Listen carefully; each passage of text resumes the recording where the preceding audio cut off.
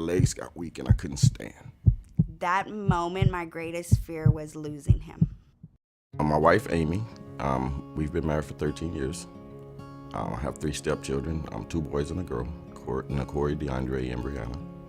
And then I have a granddaughter, Ava Lee. She's 2. Adorable.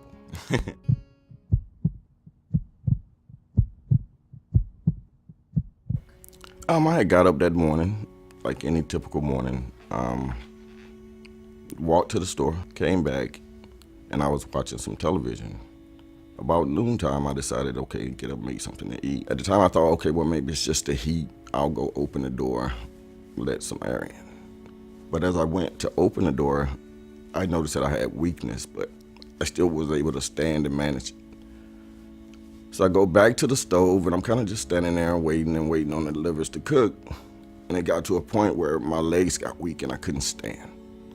Or I was having trouble standing. So as I'm leaning onto the counter, trying to turn off the stove and get the pot off the fire, I'm slowly but surely losing more and more strength at the time. So honestly, at the time, my biggest fear was of a fire, more so than what was going on. So I was able to get to the couch. I sit down, I call my wife, and I tell her that I didn't feel well, that I didn't feel quite right. I felt I was having a stroke. He sounded very slurred, like I could barely understand what he was saying. And so I told him, just hang up with me and call the ambulance and I'll be there right away. So I got off the phone with her, called 911. Luckily, we live within a quarter mile of a fire station, and they got there fairly quickly. So I stayed online and talked to the operator until they got there. I will say they were probably there within 5 minutes of my call. I don't think it hit me until I got in the ambulance. And I'm on the trip to the hospital, and they're working on me, and I hear what's going on. That's when it really just I broke down. And the ambulance staff, I wish I knew who they were so I could go back and thank them, because they were really good.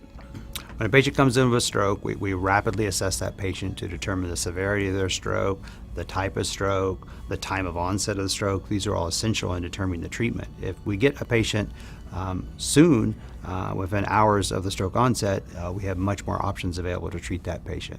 Since most of the limitations that I had after the stroke were to my left side, I did a lot of physical therapy with my left arm and shoulder area, trying to get that strengthened back up, and then trying to get my leg back into a normal walking state.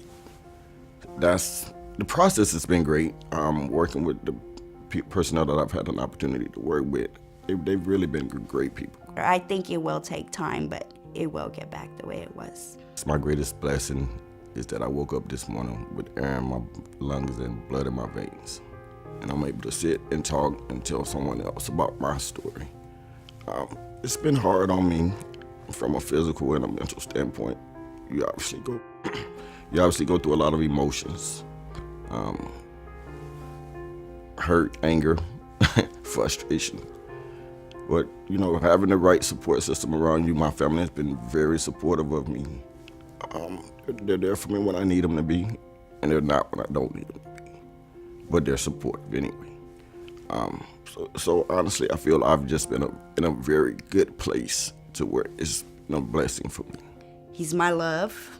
I wouldn't be the same not seeing him every day.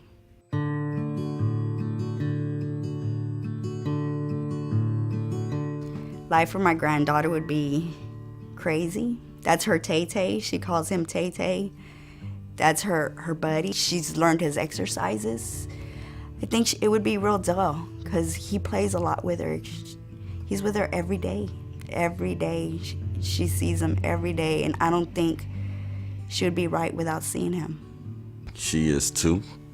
She'll be 3 in April. Adorable little girl. She's at that point now where she's starting to learn words, so she's talking more and very active. Without the American Heart Association, I don't think people would be aware. People would know what to do. People wouldn't know that there's others out there, that have gone through it and have survived it and have done other things with, along with it. I think the American Heart Association gives the information everybody needs. Research is critical to our expanding our knowledge and into proving what works and does not work to treat these patients. And so funding for research is obviously critical. We have much more research ongoing and much more research we need to still do to know even more on how to treat patients effectively and have even better outcomes. Honestly, I believe somebody was looking out for me. I do believe that there's a higher power than just us. And whatever that higher power may be in your mind, it was there for me that day. And it continues to be there for me because I don't feel that you or your family could go through something so traumatic if somebody wasn't helping you and walking with you.